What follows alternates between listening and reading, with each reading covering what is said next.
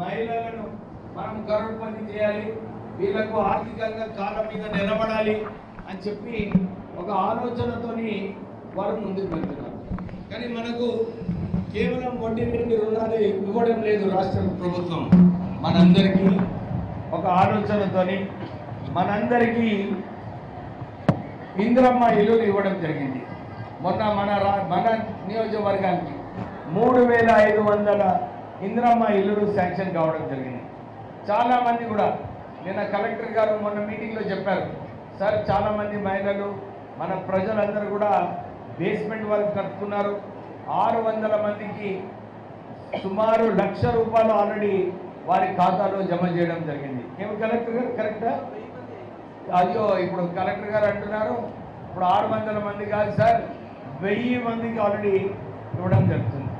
మీ అందరికీ ఒక విషయం గుర్తించాలి, 12 సంవత్సరాల క్రితం రాష్ట్ర ప్రభుత్వము, అప్పుడు కాంగ్రెస్ ప్రభుత్వం ఉండేది.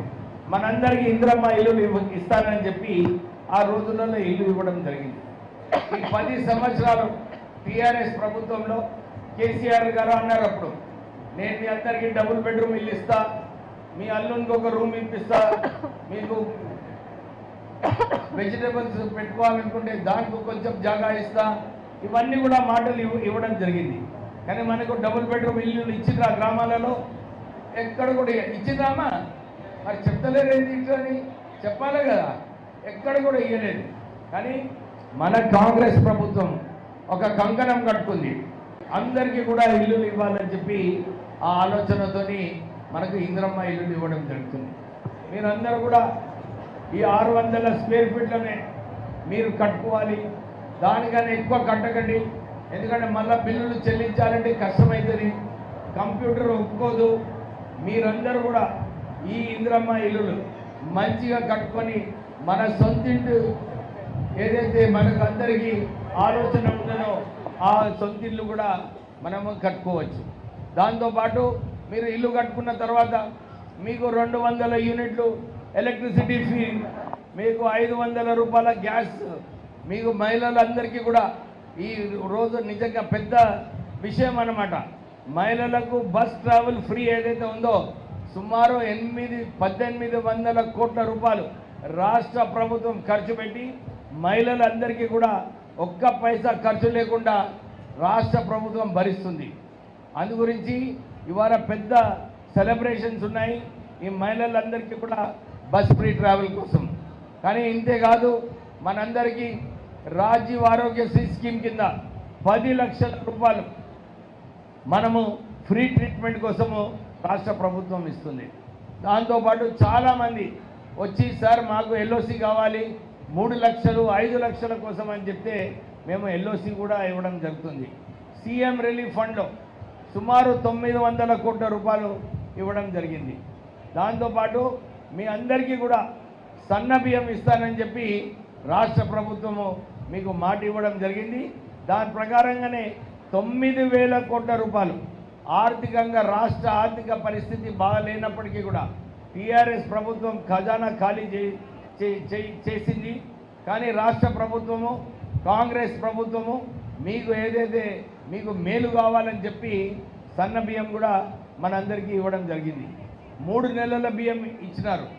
అంతేకాక మన రైతులకు రైతు భరోసా ఇవ్వాలి అని చెప్పి సుమారు 9,000 కోట్లతోని అందరికీ కూడా రైతు భరోసా ఇవ్వడం జరిగింది.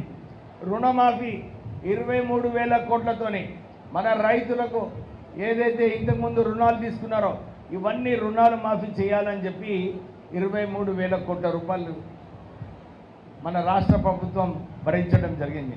అంటే అన్ని వర్గాలకు రాష్ట్ర ప్రభుత్వము అండగా ఉంటుంది. రాష్ట్ర ప్రభుత్వము కాంగ్రెస్ ప్రభుత్వము మీ అందరికీ మేలు చేయాలని చెప్పి పనిచేస్తుంది. నేను కార్మిక శాఖ మంత్రి అయిన తర్వాత ఇప్పుడే కలెక్టర్ గారు చెప్తున్నారు, ఇక్కడ మన మంచిర్యాల డిస్టిక్లో చాలామంది జొమాటో స్విగ్గీ వీళ్ళందరూ కూడా పనిచేస్తున్నారు. వీళ్ళందరికీ కూడా కొత్త చట్టం తీసుకురాబోతున్నాం. వీళ్ళకు ఒక భద్రత కల్పించాలి, వీళ్ళకు మంచి వేతనాలు ఇప్పించాలని చెప్పి కూడా రాహుల్ గాంధీ గారు ఏదైతే భారత్ జోడో యాత్రలో గిగ్ వర్కర్స్కి వారందరికీ కూడా కాపాడే అవసరం ఉన్నదని చెప్పి వారి ఆదేశాల ప్రకారంగా గిగ్ వర్కర్స్కి కూడా వారికి కాపాడడానికే కొత్త చాప్టర్ తీసుకురాబోతున్నది. టీఆర్ఎస్ ప్రభుత్వం ఉన్నప్పుడు 12 సంవత్సరాలు మినిమం వేజెస్ అంటే డైలీ రేటెడ్ వర్క్మెన్కి వీళ్ళకు వేతనాలు పెంచలేదు. కానీ రాష్ట్ర ప్రభుత్వము రేవంత్ రెడ్డి గారు ఒక క్యాబినెట్ సబ్ కమిటీ వేసినారు. మేమందరం చర్చిస్తున్నాము ఎట్లా ఈ వేతనాలు పెంచాలని చెప్పి మినిమం వేజెస్ కూడా పెంచడం జరుగుతుంది. దాంతోపాటు మన ప్రాంతంలో సింగరేణి సంస్థలో చాలామంది అవుట్సోర్సింగ్ ఎంప్లాయీస్ ఉన్నారు.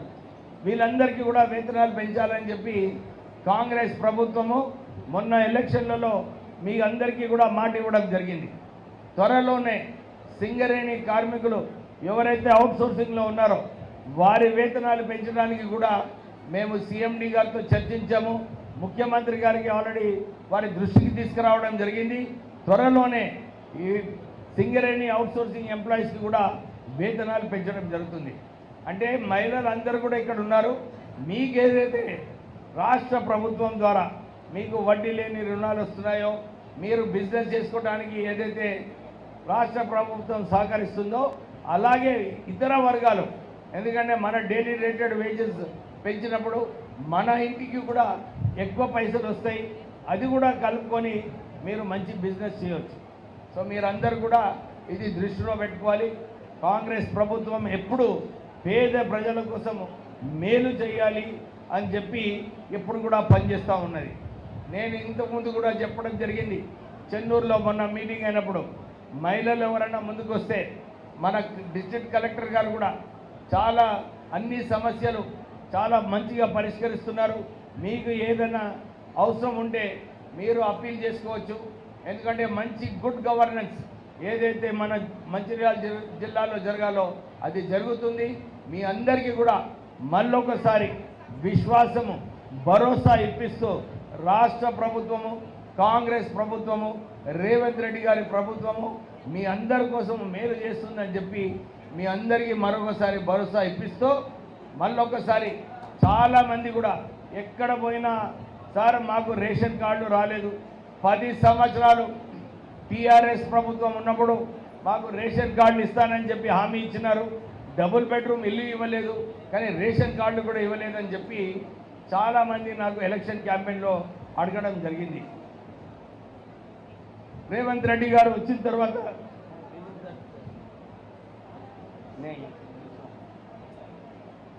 రేషన్ కార్డ్స్ కదా ఇక్కడ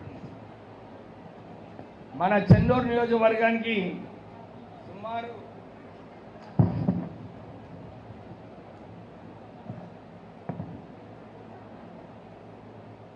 3882 రేషన్ కార్డుతో ఇవ్వబడుతుందమ్మా.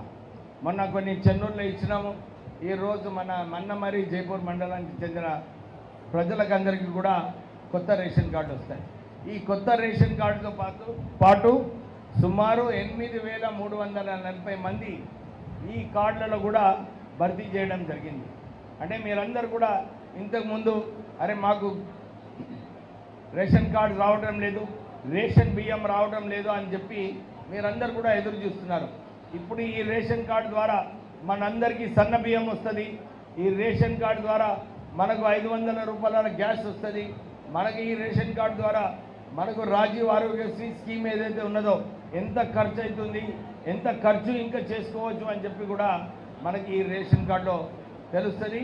సో అందు గురించి కొంచెం సమయం అయింది, కానీ మీరందరూ కూడా ఈ రేషన్ కార్డ్స్ ఏదైతే 10 సంవత్సరాల నుంచి ఎదురు చూస్తున్నారో అది రాష్ట్ర ప్రభుత్వం రిలీజ్ చేయడం జరిగింది.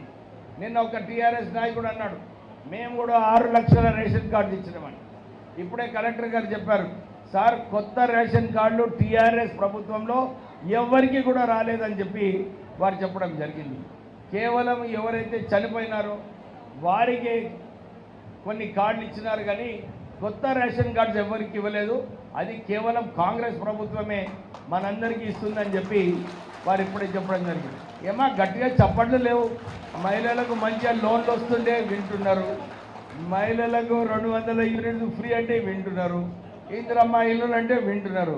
కానీ చప్పట్లు కొడతలేరు. మీరు గట్టిగా చప్పట్లు కొడితే మీకోసం కూడా ఏదైనా ఇంకేదైనా చేయాలనుకుంటే మాకు కూడా కొంచెం ఉత్సాహం ఉంటుంది.